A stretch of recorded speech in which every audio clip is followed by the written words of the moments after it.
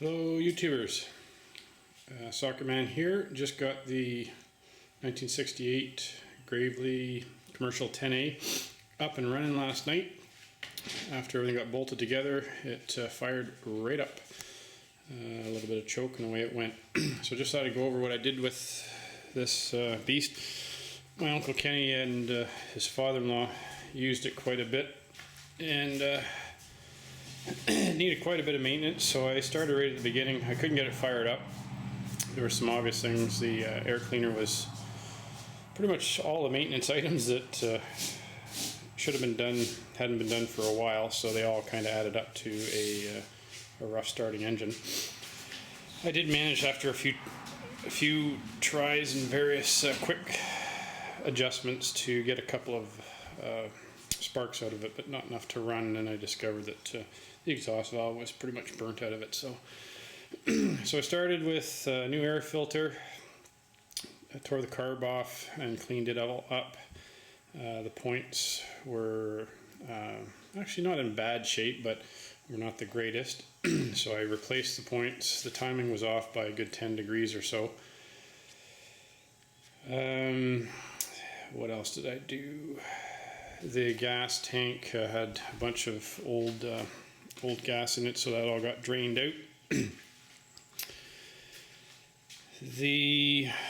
Let's see what else. Oh, the condenser was fried. This, as I mentioned before, this has got an aftermarket coil and condenser on it. Probably produces a better spark than the original, so it's been just bolted on the side there. You can see the condenser itself was toast. My uncle said that his father-in-law would occasionally forget to turn the key off, which would just burn out the condenser eventually. The plug wire running from the coil up to the plug was not the greatest shape. The plug itself was pretty much baffed and badly covered. The gap was way off on it as well. So those are a bunch of the things that I did quickly to see if I could get it running. After I did a bunch of those things, I managed to get a couple of fires out of it, but it just wouldn't run. So then I suspected something a little more serious. So I pulled the valve cover off and found that the valves were way out of adjustment on it. Tried adjusting them up and tried it once again, and no better luck. I did a compression check on it and felt that it was a little low. I think I was measuring about 70 psi just on the starter motor.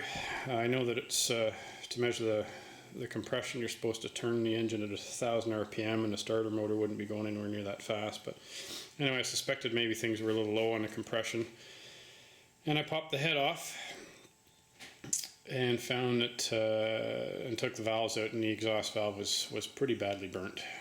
It was just very, very discolored. The surface, the mating surface, was all rough and pitted up. So pulled the two valves out. The intake valve wasn't too bad, but I figured while you've got it off and doing a top end, just do the whole thing.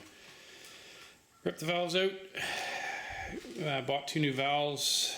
The gentleman that sold me the parts is an old Gravely service manager, and he had a valve grinding tool, so he loaned me his grinding tools over the weekend, and I ground the seats and then lapped in the new valves and just reassembled her.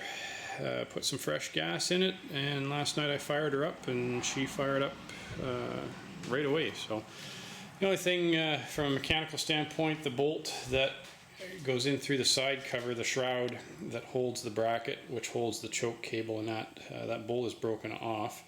So the bracket that holds the choke cable is kind of flapping in the breeze. So the choke at this point is a manual choke, but that's okay. I'll get that bolt removed out of there at some point in time and get it replaced. For now, it's just a manual choke. So I'm going to shut her down, shut down the camera. I will start up the Gravely and show you a picture of it running. Cheers.